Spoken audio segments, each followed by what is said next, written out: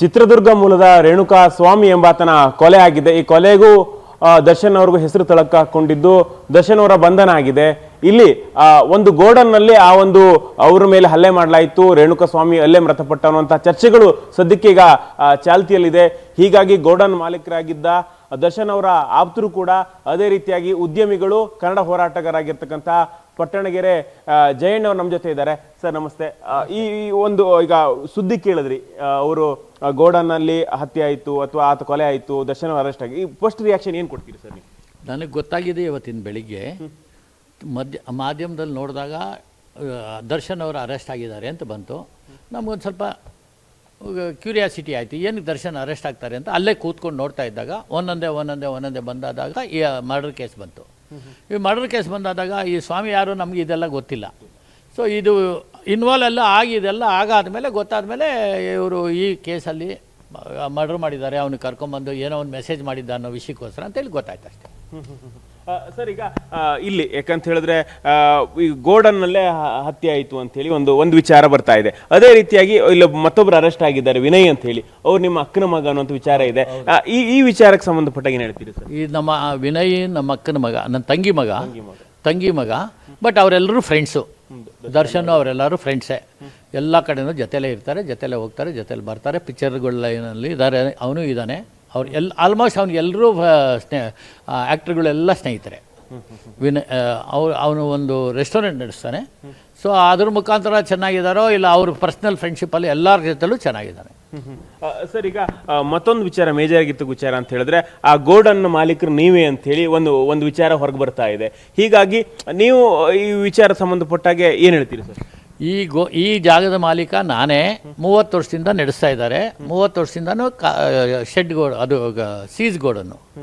ಯಾರು ಗಾಡಿಗಳಲ್ಲಿ ದುಡ್ಡು ಕಟ್ಟಿರಲ್ಲ ಎಲ್ಲ ಗಾಡಿಗಳನ್ನೂ ಸೀಸ್ ಮಾಡಿದಾಗ ತೊಗೊಂಬಂದು ಅಲ್ಲಿ ನಿಲ್ಲಿಸ್ತಾರೆ, ಕಂಪ್ನಿಗಳ್ದು, ಬ್ಯಾಂಕ್ಗಳ್ದು, ಎಲ್ಲರದು. ಸೊ ಅದು ನಡೀತಾ ಇದೆ. ಇದು ಮೊದಲನೇ ಇನ್ಸಿಡೆಂಟ್ ಅಂತ ನನಗನ್ಸುತ್ತೆ. ಬಟ್ ನನಗೆ ಈ ವಿಷಯ ಬೆಳಿಗ್ಗೆ ನೋಡಿದಾಗಲೇ ಗೊತ್ತಾಗಿರೋದು.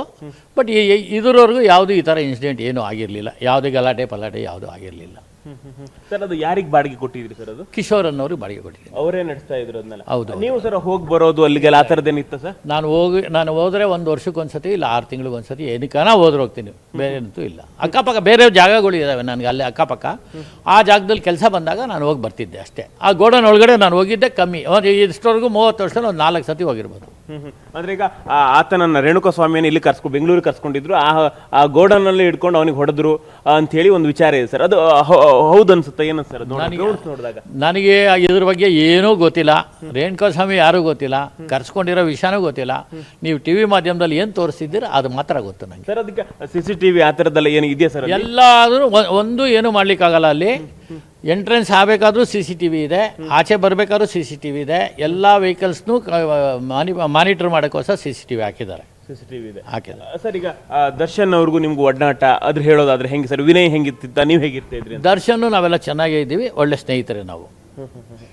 ಸರ್ ಈಗ ಒಟ್ಟಾರೆಯಾಗಿ ಈ ಪ್ರಕರಣಕ್ಕೆ ಸಂಬಂಧಪಟ್ಟಂತೆ ಈಗ ಒಂದಿಷ್ಟು ಹೆಸರು ಚಾಲ್ತಿ ಬರ್ತಿದೆ. ವಿನಯ್ ಅವರಿದ್ರು, ವಿನಯ್ ಅವರೇ ಹೊಡೆದ್ರು, ಆ ಥರ ಒಂದು ಚರ್ಚೆಗಳಾಗ್ತದೆ ಸರ್. ಈ ಬಗ್ಗೆ ವಿನಯ್ ಯಾವ ಥರ ಹುಡುಗ ಏನು ಸರ್ ಅಂತ ಹೇಳಿ? ವಿನಯ್ ಒಳ್ಳೆ ಹುಡುಗನೇ. ಅಲ್ಲಿ ಹೊಡೆದಿರೋದು ಅದೆಲ್ಲ ನಮಗೆ ಗೊತ್ತಾಗೋದಿಲ್ಲ. ಬಟ್ ನೀವು ಎನ್ಕ್ವೈರಿಯಲ್ಲಿ ಮಾಡಿದಾಗಲೇ ಗೊತ್ತಾಗೋದು ನಮಗೆ. ನೀವೇನು ತೋರಿಸ್ತೀರಾ, ಪೊಲೀಸವ್ರ ಎನ್ಕ್ವೈರಿಯಲ್ಲಿ ಏನು ಬರುತ್ತೋ ಅದು ನಿಜ ಸರ್. ಒಟ್ಟಾರೆಯಾಗಿ ಈಗ ಈ ಪ್ರಕರಣಕ್ಕೆ ಸಂಬಂಧಪಟ್ಟಾಗ ಏನಾದರೂ ನಿಮಗೆ ಪೊಲೀಸ್ನವ್ರು ಕರೆ ಮಾಡೋದು ಅಥವಾ ಮಾಡಿದ್ರೆ ಯಾವ ಥರ ರೆಸ್ಪಾನ್ಸ್ ಮಾಡ್ತೀರಿ? ಪೊಲೀಸ್ನವ್ರು ಕರೆಸಿದ್ರೆ ನಾನು ಮೊದಲು ಹೋಗ್ತೀನಿ, ಅದ್ರಲ್ಲಿ ತೊಂದರೆ ಏನಿಲ್ಲ. ನಂದು ಏನು ಪಾರ್ಟಿ ಇದೆ ಅನ್ನೋದು ನಾನು ಹೇಳ್ತೀನಿ. ನಂದು ಇದರಲ್ಲಿ ಏನು ಪಾರ್ಟಿ ಇಲ್ಲ, ಬಾಡಿಗೆ ಕೊಟ್ಟಿರೋದೇ ತಪ್ಪು ಅನ್ನೋ ಲೆಕ್ಕ ನೀವು ಹೇಳೋದು. ಜಾಗದಲ್ಲಿ ಒಂದು ಜಾಗ ಬಾಡಿಗೆ ಕೊಟ್ಟಿರ್ತೀವಿ, ಅಲ್ಲಿ ಆಗು ಹೋಗುಗಳೆಲ್ಲ ಅವ್ರ ಜವಾಬ್ದಾರಿ ಹೊರತು ನಾವೇನು ನೋಡೋಕ್ಕಾಗಲ್ಲ. ನಾವು ಹೋಗಲ್ಲ. ನಾವು ಹೋಗೋದೇ ವರ್ಷಕ್ಕೊಂದ್ಸತಿ, 6 ತಿಂಗಳಿಗೊಂದ್ಸತಿ. ಓಕೆ. ಇದಿಷ್ಟು ಜಯಣ್ಣ ಅವರ ಮಾತುಗಳು. ಯಾಕಂತ ಹೇಳಿದ್ರೆ ನಾನು ಬಾಡಿಗೆ ಕೊಟ್ಟಿದ್ದೀನಿ ಅಲ್ಲಿ, ಯಾಕಂತ ಅಲ್ಲಿನ ಎಲ್ಲ ಆಗು ಹೋಗುಗಳಿಗೆ ನಾನು ಜವಾಬ್ದಾರಿ ಅಲ್ಲ, ಅವರೇ ಜವಾಬ್ದಾರಿ ಅನ್ನುವಂಥ ಮಾತುಗಳನ್ನು ಹೇಳ್ತಾ ಇದ್ದಾರೆ.